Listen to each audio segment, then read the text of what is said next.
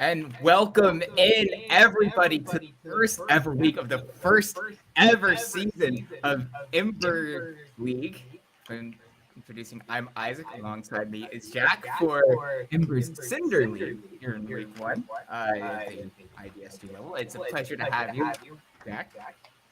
It's great to be here. I'm so excited for the inaugural Ember Cinder League broadcast. So happy to be here. Yeah, so as I said before, it is the IBSG level to start out the Ember League system. Tomorrow, I believe it is the Emerald League. Oh, shoot. I need to remember my name. It's the Scorch League. Coming in tomorrow, but for that, introduce you to the Cinder League. This one, we do not have a Fearless draft for you this time around. So everything you've known from the last year of League of Legends, how everything shifts to Fearless, erase that out of your mind. We would be doing that ourselves here on the broadcast to the best of our ability. Yeah, and I'm really excited for players at this level to have this opportunity.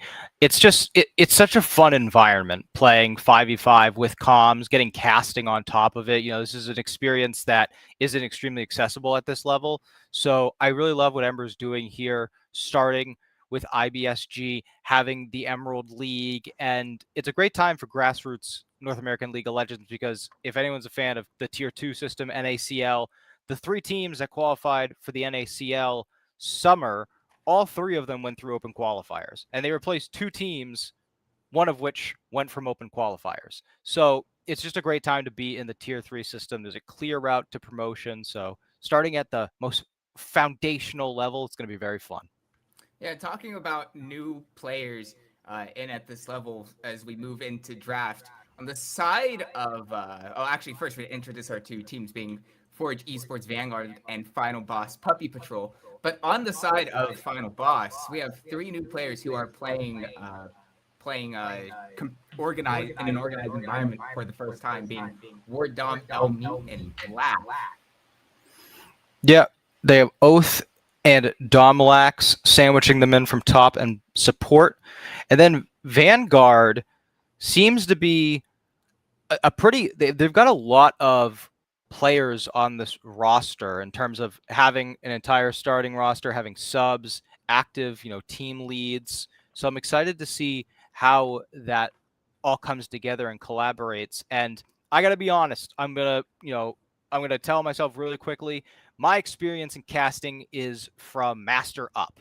So I am not going to be as analytical of the drafts because already the bands, I'm like, where's the Gwen bands? Where are the Pantheon bands? I'm expecting the Varus and stuff. So I'm just going to have to go back to like my primal League of Legends knowledge as we begin this first draft. Yeah, one of the fun parts about casting the like iron, bronze, silver, gold level is that comfort reigns supreme.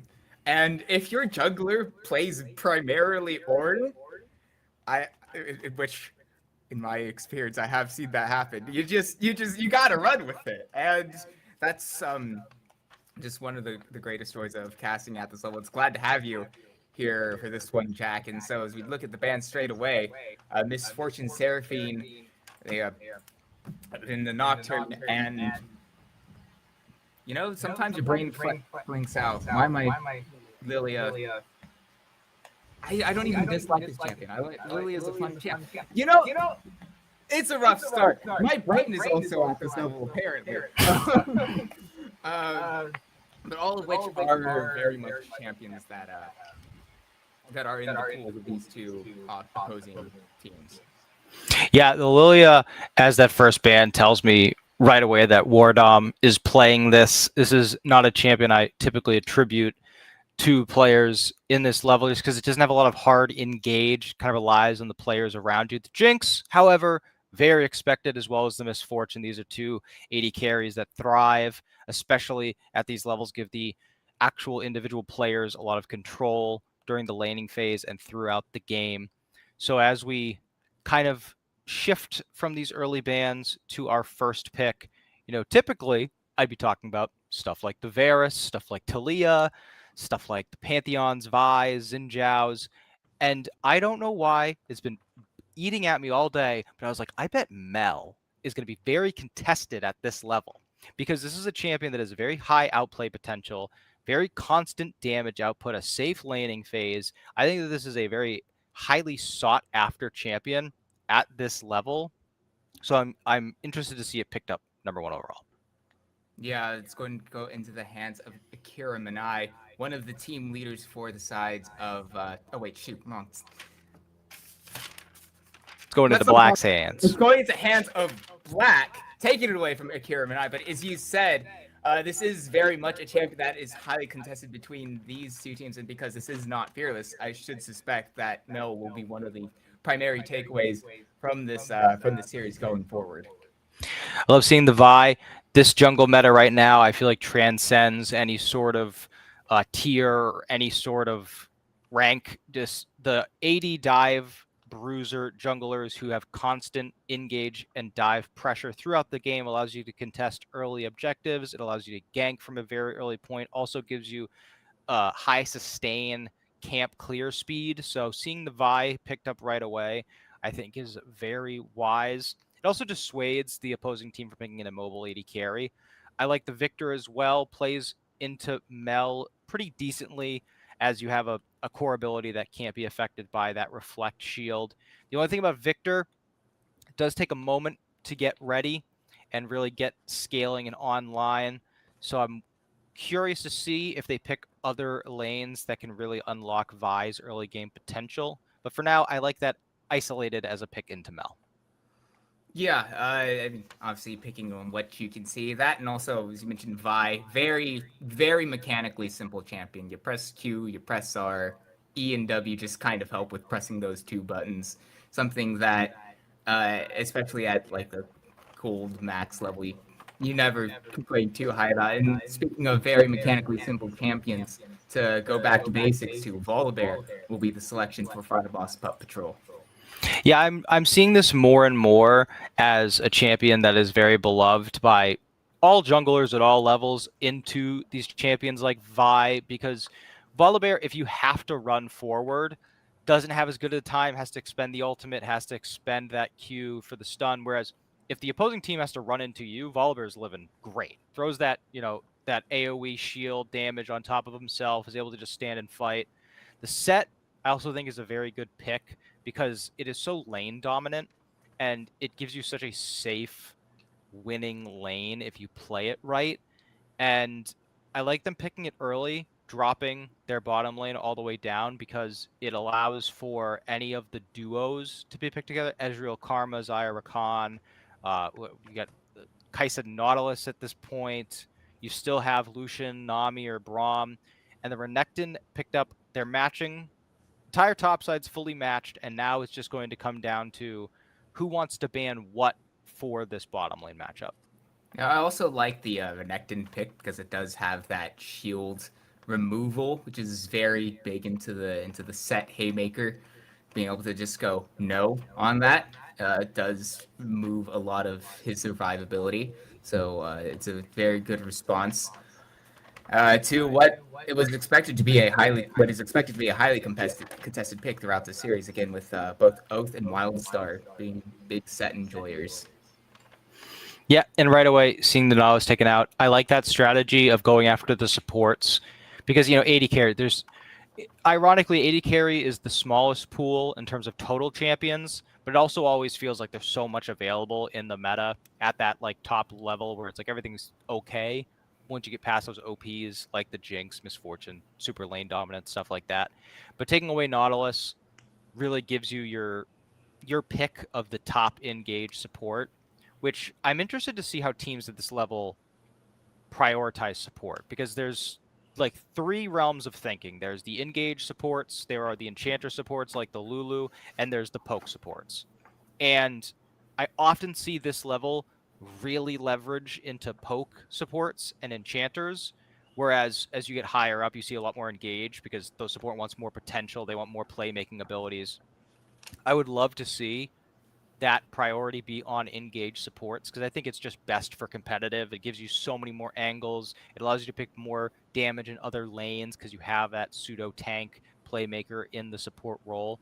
And with Alistar and Nautilus gone, whatever they pick is going to be all in and no out. So I'm interested to see what they prioritize here on this R4 pick. We still have one ban left available. In terms of that all in and no out, I mean, who's available? Leona certainly looking like that could be a pick coming through, but Lux will be the takeaway from the final boss Pup Patrol. Then opting into that Lulu and Lux, Helium Bamboo, very much an Enchanter player that actually seemed to be targeted quite heavily throughout this draft. Yeah, and I'm a big Seraphine enjoyer. I'm a Seraphine bottom lane abuser in my solo queue games. So sad to see it go. I think right here, something like Rel or something like, well, I guess they're gonna go AD. They're gonna take Xayah and they're gonna dare Pup Patrol to take away the Rakan.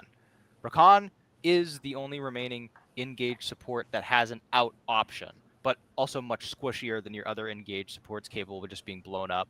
And without Nautilus available, this could be a not great spot for Vanguard, because I feel like Rakan goes very well with most AD carries and Xayah not as much. They're going to have the Caitlyn, even though they banned the Lux themselves. I feel like Caitlyn's pretty underrated right now.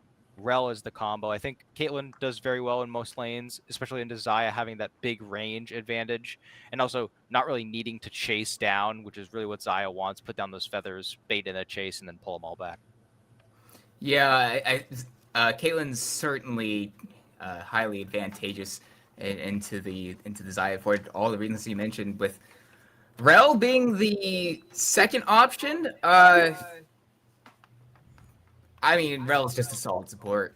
Just can't really complain too much there. But as you said, all in, no outs, very much fits that bill. But with Rakan available, that should be the one expected, and it'll be the one selected for Forge Esports.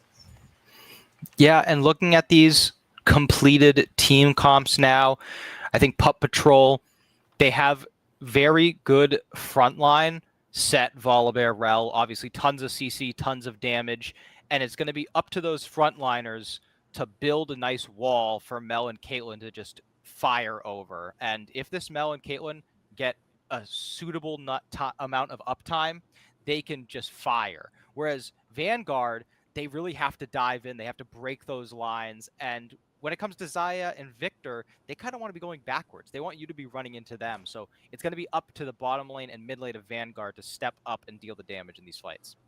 Well, we'll just have to wait and see for how this gets on into game one, as we do have that for you ready about now as we've loaded onto the Rift. No spectator delay here in Ember League.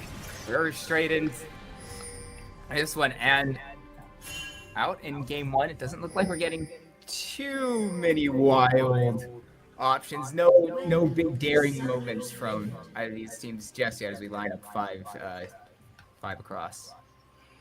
Nope, not seeing any unsealed spell books. I'm a big fan of those in the support role. And speaking of getting straight into game, shout out to our producer, Ice. Does an incredible job. Happy to have him here. And one of his specialties is his ability to recreate drafts so we can get around that pesky spectator delay. So now that we're here, I love already what I'm seeing in a 5-point stance, the jungler going mid lane, as to not give away any information as to where they're starting. Love to see that. So little tip of the cap right now to Vanguard. As you mentioned, taking a look at these keystones, I'm very happy to see both AD carries go lethal tempo. I see a lot of people go and press the attack thinking I'll get a little bit of a lane advantage, but the lethal tempo really just gives you so much extra damage throughout the mid game. I think it really is not something you can substitute. As the only other really intriguing thing is Wildstar in that top lane opting for the door and the shield, understanding this is going to be a tough lane to win very early on. Yeah, oh wait, hold on, we're straight away. Level 1s, this is a very big advantage time for the side of Xayah Rakan. Straight away, as you mentioned, both these teams actually across the map, we're not resting level 1, and love to see that straight away. The fighting, the brawls immediately, the lack of rest that is kind of somewhat synonymous with the gold level, and actually Wildstar taken very low. Will get a slight heal off on the Q there, but already put in a really bad spot. Yeah, I'm happy that Oath okay, I didn't curse it. I'm happy that he didn't greed and try and get the kill there. There's so much that can go wrong in like a level 2 through 3 tower dive. So I'm glad that you just took the advantage, forces Renekton into a very difficult spot, has to worry about every CS up to this point. Should he back and TP back to lane? You know, he's going to be playing scared, going forward, Oath doing the right thing, pushing the advantage. Doesn't get the stun off of that, so won't quite be able to get the kill just yet, but takes Wildstar just a little bit lower once again, and just kind of very hairy moments up there in the top lane. Yeah, and he's going to keep pushing this advantage, making it hard as possible for Renekton to fight under turret. Oh, he gets the stun. We'll have the flash backwards out of under tower on the Haymaker. Bit of an odd choice there. Won't have that flash available. Does at least trade it, though. Yeah, now it takes a shot himself. That's what I'm talking about. There's so much that can go wrong in these early turret dives. Does go flash for flash, so it's not the worst thing in the world. Now they're backing. Renekton trying to stop it, though. Does try to stop it. Won't get pulled back on the E. The stun comes through. And actually, it's WildStar against the run of play with the lethal and the solo kill in the top lane for Forge Esports Vanguard. Yeah, that's the problem with some of these early trades for set. Those cooldowns are so high, as we do see RYX sneaking down bot side, trying to get a lane gank, but I think they pushed up a little too far. Not going to be able to get most. And as they're waiting here, Volibear taking one scuttle going back. Being a little bit too aggressive here. Doesn't have the crash down either. Had that interrupted by the grand interest from Helium Bamboo. Very well buffered by Helium Bamboo to secure that kill from ganking lane, from the lane gank. Yeah, made it worth it, and it was about to be not as worth it with Volibear backing on that top side, but be able to get back onto the map, get their respawned camps, but RYX able to make that lane gank work, grabs the Scuttle Crab, will be able to go back to base with some extra gold from that assist. And Oath managing to go up here and push back into the turret, but now at a level disadvantage. Going to start realizing he doesn't win these trades anymore. Yeah, especially without the Haymaker having, as we said a few moments ago, WildStar taking that first kill, first blood, and using it to his really huge advantage. This wave is really in a dire spot for Oath currently. That is absolutely tragic as a top laner, especially with the enemy jungler on your side of the map. The crash down will actually find his own, take care of Minai, and the forward down here. You have to feel that, yes, that is a kill finally going on the side of the final boss, Pup Patrol. I love that. I love the support roam at that time. I love the decision making from Wardom to know that he has to be there for damage as well. And it's not just at that point about getting the kill for the Mel, it's about saving that lane state. Wait, hold on. Is this potential another solo kill in the top lane? It is WildStar going off, capitalizes on the one early mistake from Oath, getting yet another solo kill. And now it's sitting 3-1 with the Feats of Warfare going over to the side of Forge Esports Vanguard. Yeah, and these kills are really important to Renekton.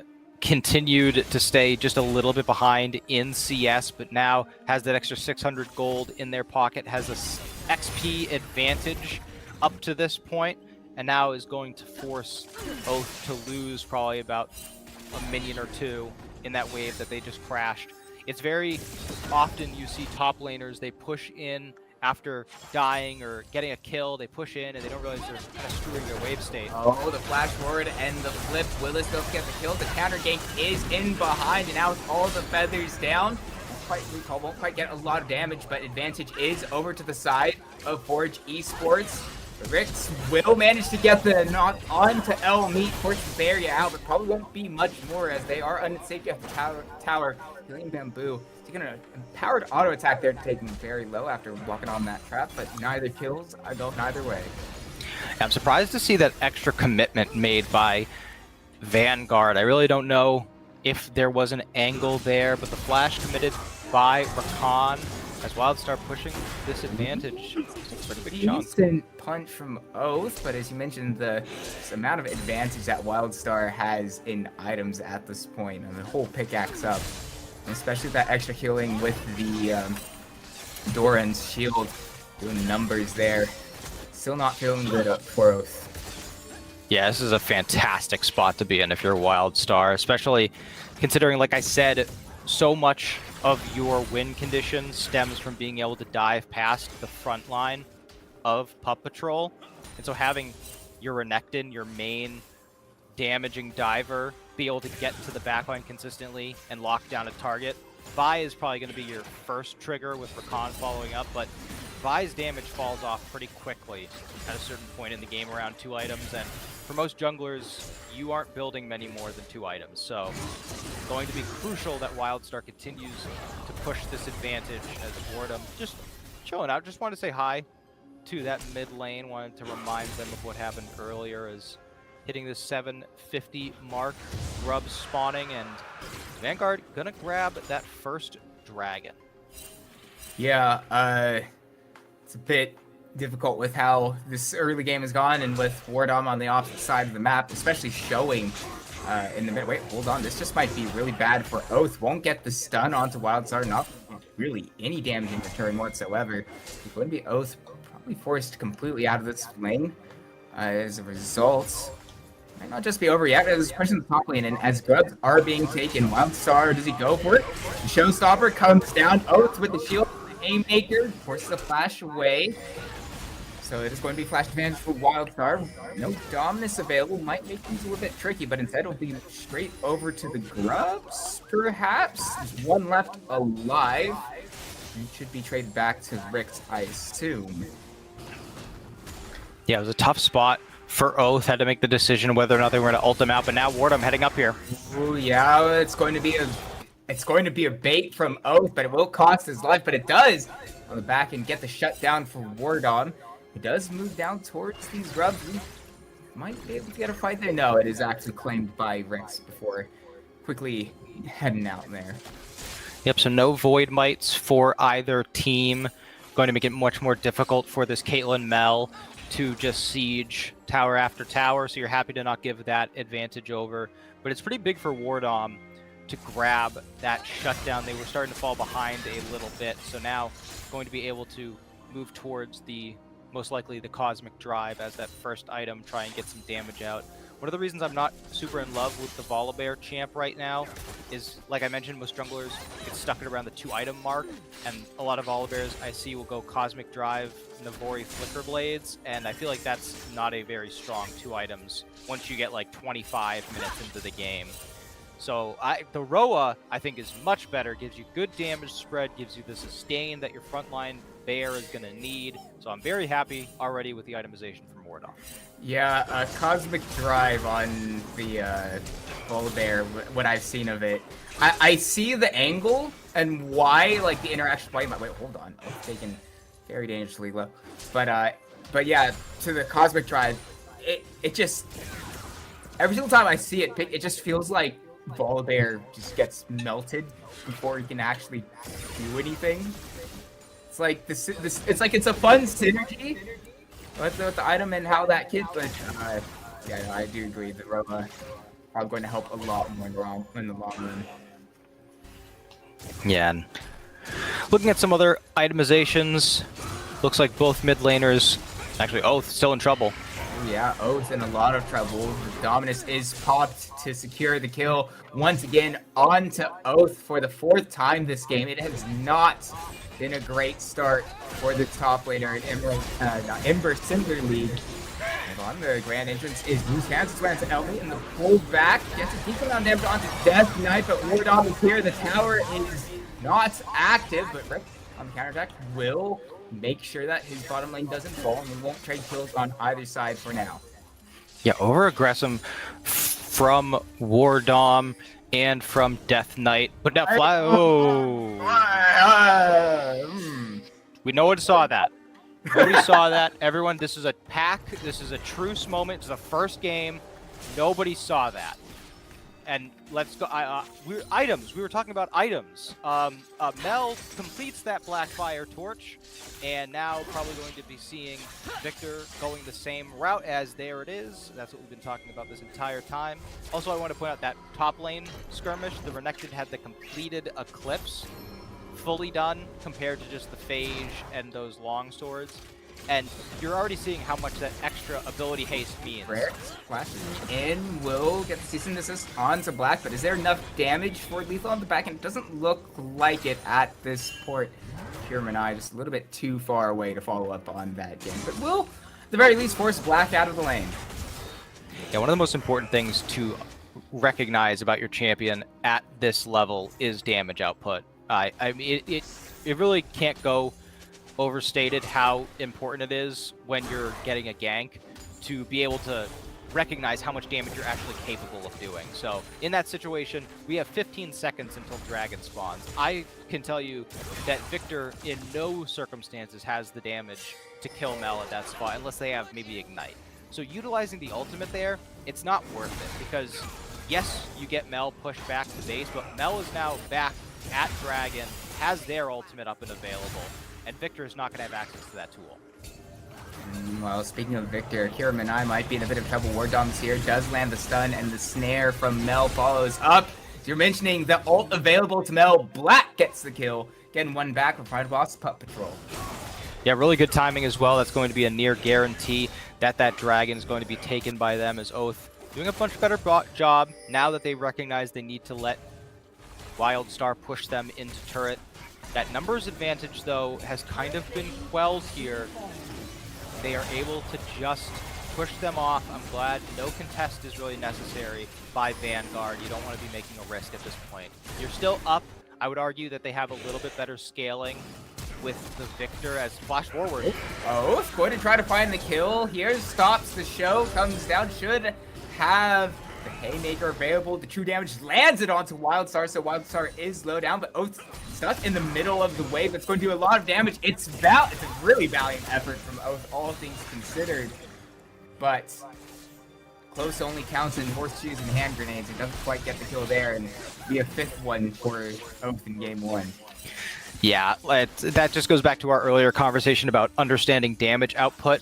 I saw the angle, I did, but once you aren't able to really lock down the Renekton, got so many the slash and dash, or the slice and dice, excuse me, having those completed moves, so much tax with your move speed. Gank coming in away. This will be very difficult for the side of FEV to get out of. That's already going to be Helium Bamboo going down. Traxon is full health and in full retreat, so should be able to get out of that one. But a successful gank for Final Boss Pup Patrol.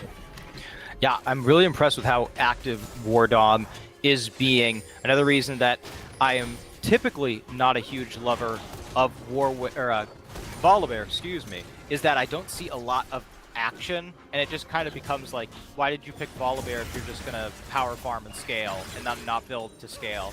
But Wardom, being able to affect every single lane, has gotten everyone but top lane up and ahead in this matchup, as Oath goes back to understanding that the only way to survive the rest of this lane is to get pushed in, farm under tower, try and utilize the tower to his advantages.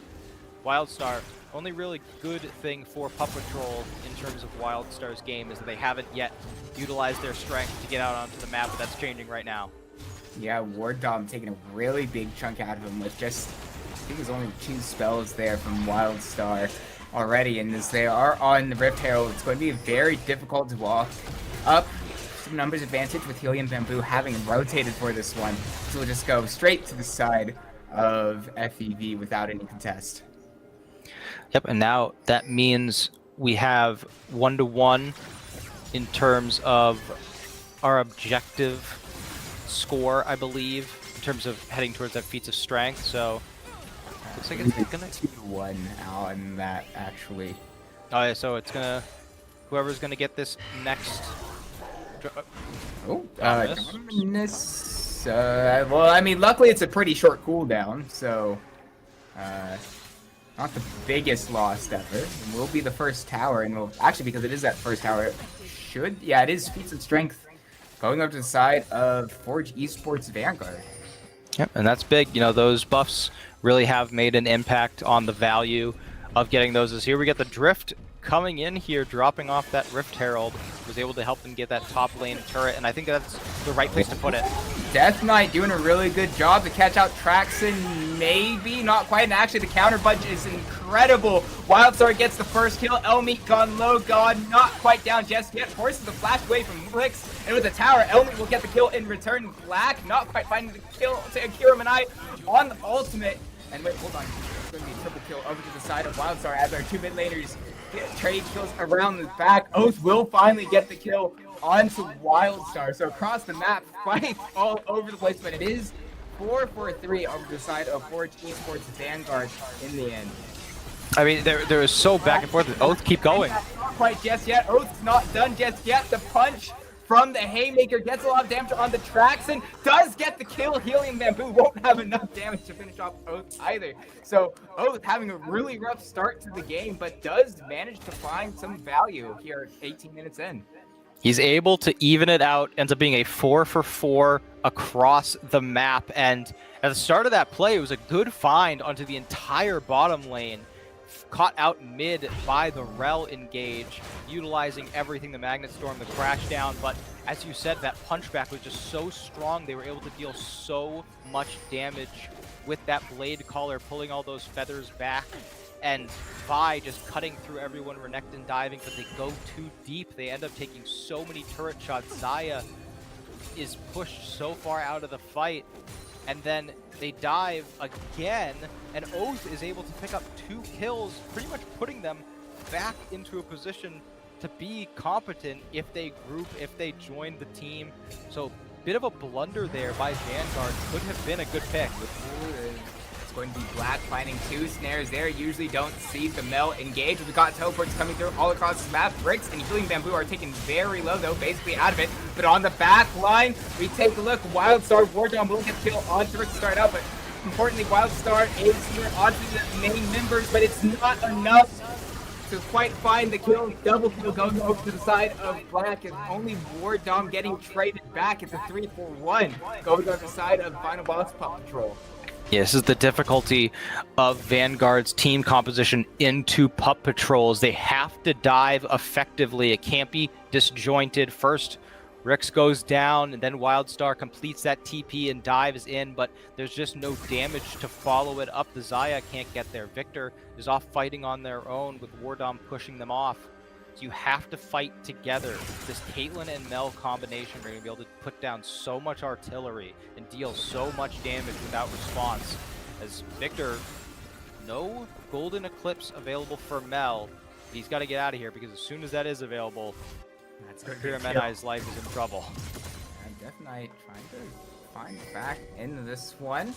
Black still full health. They could potentially threaten Akira Manai there, but the recall in the back way from both of them will mean that the kill won't go down, but Otacon and Drake have both spawned now, so 2 objectives on the opposite sides of the map with a bit of an emphasis from the side of Final Boss Paw Patrol towards the second Drake going into their hands. Means that we could be stacking a little bit close to that Mountain Soul. Just that little bit closer. Yeah, I think this is a good objective for them to prioritize. As you look at the other side, they don't really have the DPS to take an Otacon on spawn. They also potentially notice just the tempo. You see the Victor go back. You see the bottom lane just kind of sitting mid-farming. You understand that Vanguard's probably on a reset. We can grab this dragon, no contest. But that Mountain Dragon, if they do manage to get all 3, they have a lot of shielding on their team. Rel caught out now, though. Yeah, and the crash down will be stopped by Rick, stunned up, taken down to half health, but a lot is committed to only get Death Knight down to half health. It is okay for now. Yeah, no ultimates expended. They did have to use their Iron Solari. So, small cooldowns exchanged for that. As I was saying about the Mountain Soul, those resistances count towards breaking through your shields, so it is going to be pretty good for them to grab those and stack those up. Fight straight away. Wardom ulting down, but Rix is in a little bit of a spot of trouble. Black going to get yet another kill, and it's going to be a snare onto 3. And actually the reflect on the Mel will keep Wardom alive as well. Wildstar not quite finding his way onto Elmeet, but with the Blast Cone finds a lot. Elmeet will use the barrier to keep himself alive a little bit longer. The dive onto Elmeet will find the one for Wildstar, but they committed a lot for it. Wildstar going low, going not quite down just yet as his team has arrived. It's trade 1-for-1. Black going to get a second kill there, but Traxon at the very least does pick up the Rel. I mean, just so much damage. Elmeet played that so well. The snares were so well placed, but in the end, it was just too much dive. The exhaust coming down didn't allow them to get out. I would have to assume that Flash wasn't available just yet, as it is still up now, but I'm assuming if they did have it, they would have just flashed out. I mean, just really well done at the end there by Vanguard. You saw some misplays early, Rix flashing when that Golden Eclipse has already begun. You're not going to be able to get out of there, but they managed to dive well enough, still going a little bit too deep, going under those turrets, not really giving themselves the best opportunity, and now on the reset, targeting that Otacon. Oath, meanwhile, the whole time has just been putting pressure on this bottom lane, free farming, trying to get themselves back into this game. And Otacon has been started, and doesn't really look like Vanguard are in a position to contest. Vanguard doesn't really have much vision around this either. They don't have any spots to teleport to for Wildstar. I mean, it's already down to 3k HP. I don't think there's anything that can be done about this. That's just going to be Otacon going to the side of Final Boss Pup Patrol. Yeah, I mean, this is just really well done in terms of map presence and understanding tempo. And now that they're starting to get some more items, you get that Overlord's Blood Mail completed for Set, going to make it a lot easier for them to stay alive in these fights. Moving on to the third item for Volibear, has gotten a lot of gold through those ganks from his kills and assists. Did opt for the Navori Flicker Blades, but now going into more tank-oriented items. I like the Leandri's pickup because if you look at just how much health is being built on the other side, very effective throughout the course of this game. They're just really waiting on Elmeet to get some more farm, get some more items, and at that point, I feel like this scaling might get a little out of control. This game has definitely started to move over to the side of Final Boss Pup Patrol, despite really how it started. And as mentioned, those items slowly starting to come online. Oath has really worked his way back into this one extremely well as well. I mean, considering you're getting solo killed 4 times in like the first 13, 14 minutes, it's one of those that you just kind of have to sit around and find your moments. And well, Oath has done just that, and it's doing quite all right now, and can't really be written off, as I think, at least the very least, I have done for a decent portion of this game. Yeah, shows a good mental. That's a very important thing to have in competitive play. So being able to just reset, die 4 times, say, all right, it's no big deal. I just have to make sure I'm able to be relevant throughout the rest of this game. You see now, Black is backing, does have teleport up and available, so does Oath. Wardom trying to find some position here. Don't know if he'll have enough speed to quite run down and cure Manai there. We'll just back away, and actually takes a really big chunk of damage, considering you typically expect Volibear to be quite tanky. Not so much with in recent, I guess, I mean at this point kind of years at this with how the Navori Flicker Blade has been some of that go-to second item. We'll get a start of the Drake straight away. Doesn't look like it can be contested too easily. It doesn't look like the choice will be, and so the Drake count will go 2-2. Yeah, I've seen a recent trend, and at this point, a lot of pro players have been openly talking about it, that it's never really worth it to fight over second dragon for any team. There's just no real argument that the risk is worth the reward, even if it would put you on soul point yourself. Just not worth potentially giving over all the gold in kills, not getting the dragon, still giving it over. Wardom making a good decision here, trying to counter a little bit, continue to expand that gold lead. I mean, as you can see, 2.5 items built for Wardom, and only 1 item in boots completed for the Vi. So just an extreme advantage. On the flip side, though, that is a 50 CS advantage for Traxon over Elmeet, just about, and yeah, not showing just yet with only the pickaxe. Only the pickaxe being the advantage, is up to 60 now, and is going to start showing, especially once Xayah gets that Infinity Edge.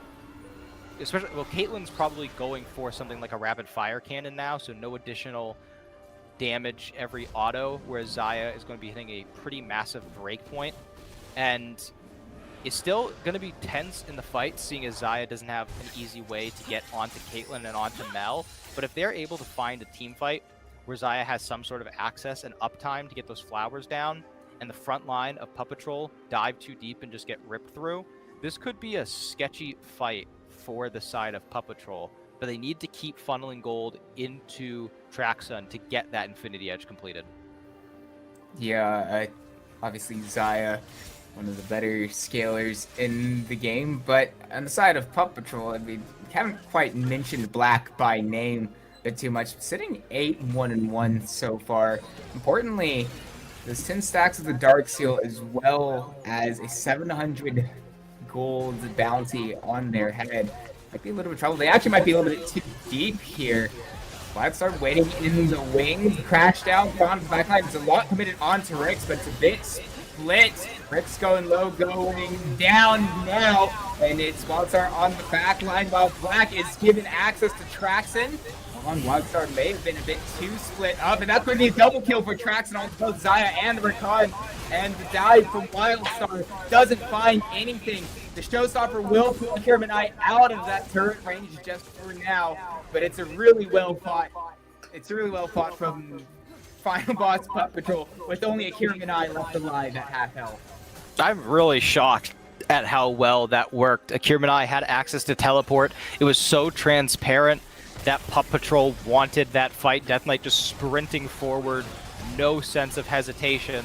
And then once they finally made the engage happen, it felt like Vanguard just really didn't respond at all. They just kind of sat back and let it happen. And fourth Esports Vanguard now in a position where they have to give over this Baron. They're not going to be able to help push in these lanes. 1:40 until that Mountain Soul point spawns. And we now are close to fourth item on the Mel. You so perfectly pointed out is so far ahead, was able to solo the entire bottom lane and keep them out of that fight. And flip side, I see why Pup Patrol were so insistent on going for that, because of what I mentioned about Zaya's itemization, about to be on that Infinity Edge spike, Vi about to get the second item. They knew that they were at a huge advantage in that moment, so they pull the trigger, they dive all the way in, and they're able to get the rewards for it. And actually, I was thinking of going all the way in and not hesitating. I was speaking to the coach, Fox of Final Boss Pup Patrol. Wait, hold on, stopping that. Black is caught out. Black's taken down. The shutdown going on to the Vi. Can they find the rest of the fight? Wardon will take down Helium Balloon, but Wildstar's in on the back line. Gets yet another kill. Death Knight going low, getting flamed by Final Forge Esports, doing really well in that fight. Will only lose the support and claim 3, and importantly, gets the shutdown on the Black. An incredible play by Rix and Wildstar, finding the flank angle, immediately taking down Mel, followed by Elmeet. That's the entire damage output for this team. Pup Patrol has no consistent damage outside of the Mel-Caitlyn combo. So once you, screw piercing the front line. If you take those two out, it doesn't really matter what happens with the rest of the players. And they just cut through them. Wildstar able to once again take advantage of how far ahead they are through completed items, and now it's going to be sole point for the side of Forge Esports Vanguard.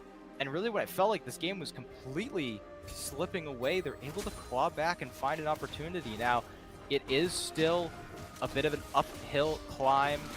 That is really the best way they can win these fights, is finding those flank angles. So we're going to have to see really good vision control going forward to make sure that they can continue to find these angles to make these plays and team fights happen. Yeah, and if there is another bit of solace that Final Boss Pup Patrol can take, it's that the shutdown did go on to Rix, that 1k gold. Vi doesn't get the most insane value out of that gold increase, especially this late into the game. And I already had those 2 items completed, and as mentioned earlier, she doesn't get too much more extra value after the Sundered Sky and Black Cleaver are completed. Yeah, and especially when you consider how far ahead Volibear is, now about to complete their 4th item. This is going to get more and more difficult to deal with. I like the itemization by Traxon heading towards a Last Whisper item, regardless if it's Mortal Reminder or Lord Dom's, going to be a good option. I also like the Rabadon's index for Akira Manai, knowing that right now you just need damage. You need to be able to compete in these team fights, so just opting for the most damage possible is going to be the right call. Almost always, it's going to be all about vision control and positioning in these fights. Like I said, Vanguard really don't want to have to run forward. They want Pup Patrol to come to them and for them to be able to set up the Victor gravity field, make them run into the Arcane Storm, run into the Feathers. So if they can find another fight where they aren't forced to run and chase forward, it is going to be much more advantageous. Probably going to come at the next Baron, 1 minute and 50 seconds. Really no reason to fight at any other point in the game. So I like to see both teams understanding that, not pushing too far, not walking without vision, and just recognizing that the best thing right now is to wait for those objectives. And so we do sit around and wait for particularly this Baron to come in 1.5 minutes. Quick update on the gold. It is Final Boss Pup Patrol, who are up around 3.5k, but just about 4 minutes ago, that was sitting more around 6.2k. And that last fight from the Vanguard has certainly helped diminish that lead. And, obviously, they claim 8th fight, go to that Baron, hope to start to cut that down a little bit more. Something that is to mention is that with these neutral objective pits, it just had the shape of them. It does kind of make it a little bit hard for the Vanguard to really move into that from the red side with the shape of the Baron pit, since that is our next objective. It's one of those things that, even though there are 2 objectives on either side, they're not exactly made equally for either team. Yeah, especially when you look at the team composition. Caitlyn's biggest strength at this point in the game is at level 16. You're about to have full level, or you should at this point have full level into those Yordle snap traps. You can put 5 down at a time, and you can just completely cut off one side of the river. And I mean, I said for Vanguard, it's all about positioning and vision control. It's the same for Pup Patrol. If they're able to get to either of these objectives and set up beforehand, it's just uncontestable. How do you run into a composition that has a Mel and a Caitlyn you can't get to? It's just extremely difficult, and it looks like they're favoring Dragon. It's where most of their vision is. They're looking to clear out some on this topside jungle, but most of their vision is on the Dragon. Most of their push is in mid and bottom lane. They understand that they can't afford to give over Soul Point. I would say it's even worth it to give up the Baron if you can just guarantee yourself Soul Point and not give over Soul. Yeah, but it does look like the option from the Vanguard is to move over and try to contest this, but it's a little bit harder, as you mentioned, with how many levels Black should have into the Yordle snap trap. To be able to stop that, Swiftness will be used by Helium Bamboo, but not going to be able to go in off of that. So no ultimate for the Rakan going to be available for this potential Dragon fight. Positioning is advantage. Oh wait, hold on. Wildstar going to get snared up by the Mel, and the Showstopper comes down. Rick's taking low, going down, and there's nothing that Renekton can do either. Elmeek picking up that second kill. 2 kills going over to the side of the Pup Patrol, notably on Rix, and there's absolutely nothing that Vanguard can do to stop this straight going over for Pup Patrol.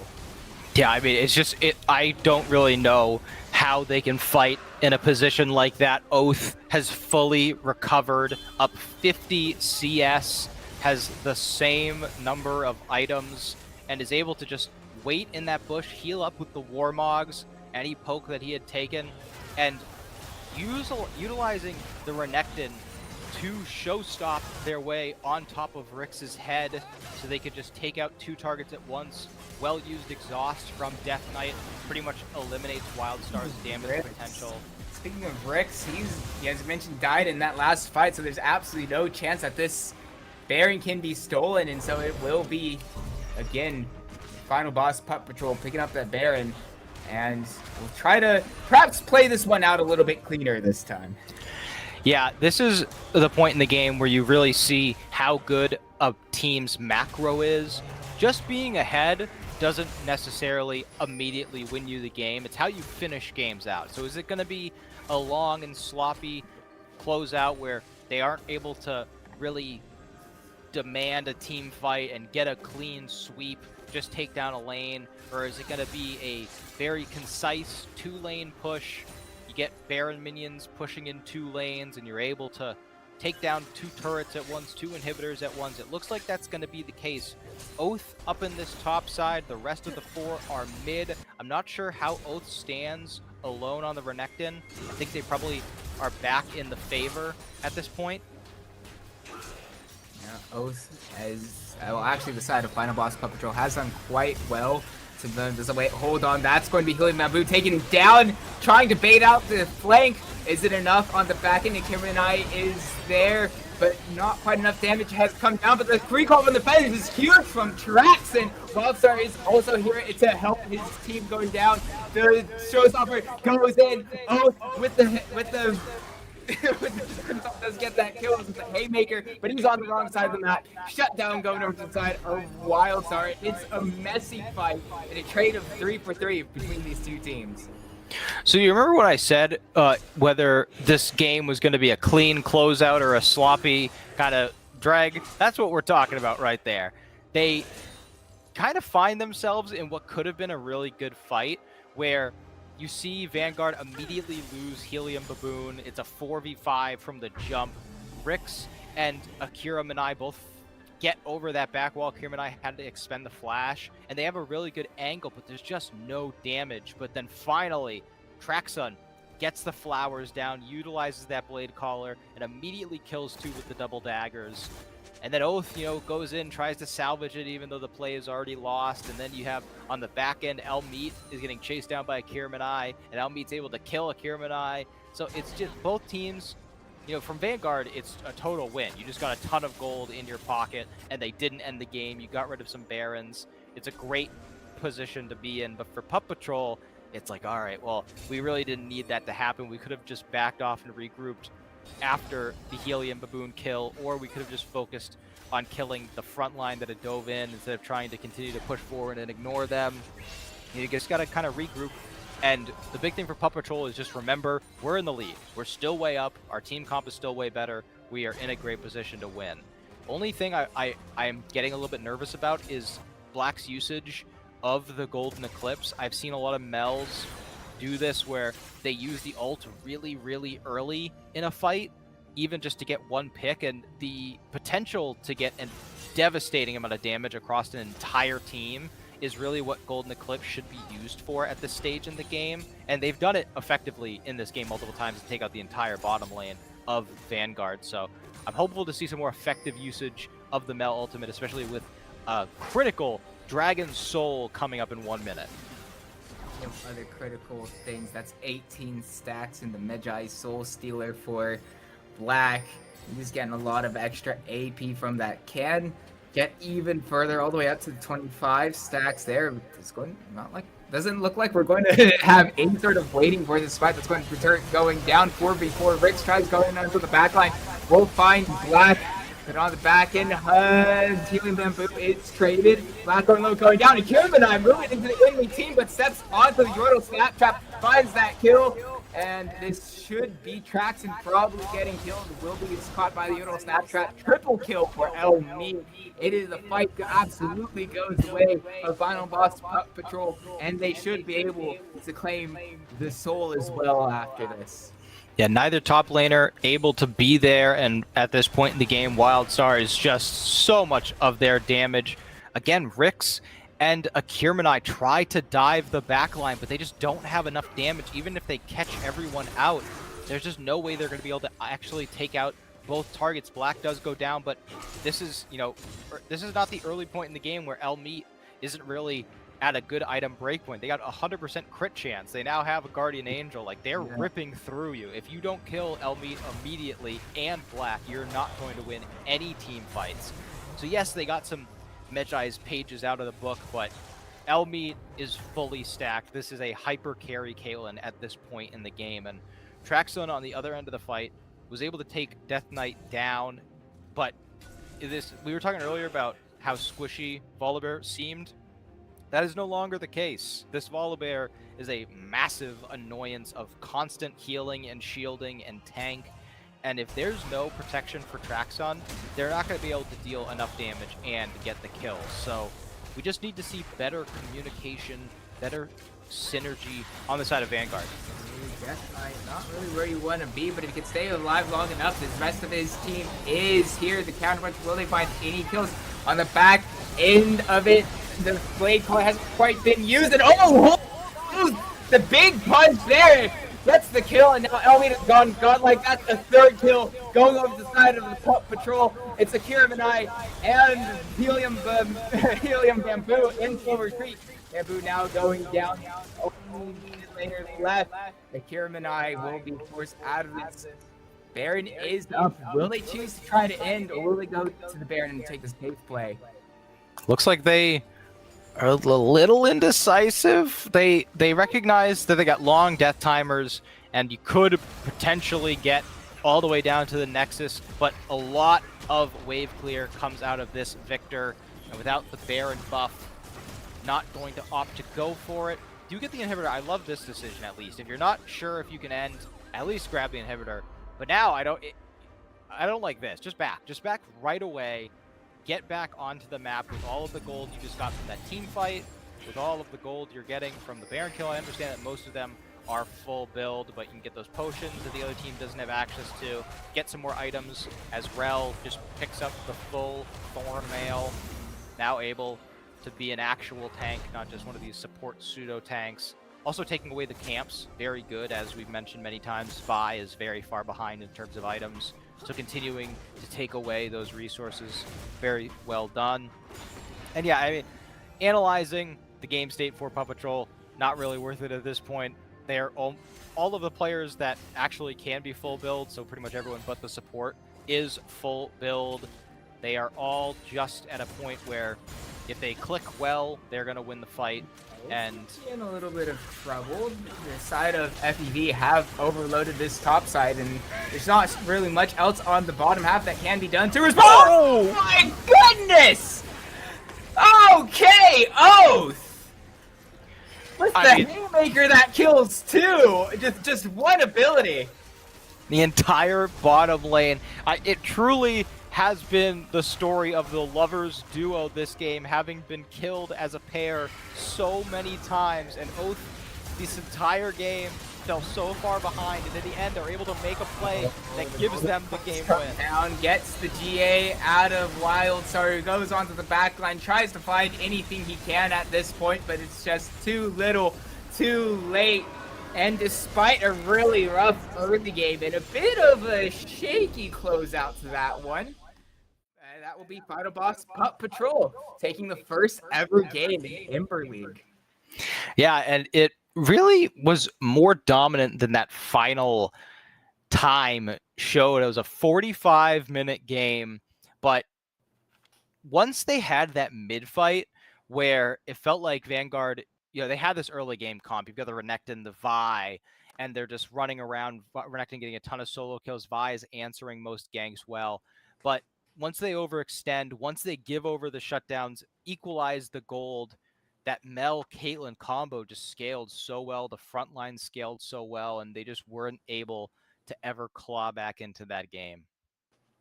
Yeah, and so well played, very patient from the side of final boss Pup Patrol, and really well on Oath to kind of keep your head in there and become what we saw Oath was able to do by the end of that game. Black also having a really good first game in a competitive environment. I guess more of an organized environment, really showing that they have the hands to compete at this level. Yeah, absolutely. And I think that this gives us a lot of questions heading into our next game. Because it was a 45-minute game and because it was pretty contested up to the end, I'm sure none of the players were really thinking about, what do we want to draft game 2? What is our strategy? But I think the stuff like Mel, the set, that entire top lane matchup, I don't think, even though the Vi's scoreline wasn't very impressive, I don't think the Vi was a problem. I feel like they fully understood how to pilot the champion, what they were going to do. So I just think the questions for next game are about team comp mainly. I feel like Pup Patrol really had down what they wanted to play in terms of team comp, whereas Vanguard, it was a bit more kind of jumbled together in terms of synergy. Well, we'll just have to wait and see what adjustments these two teams will make for Game 2. Keep in mind, this isn't Fearless. So all these champions are still on the table for game 2. So don't go anywhere. We'll be right back with that draft.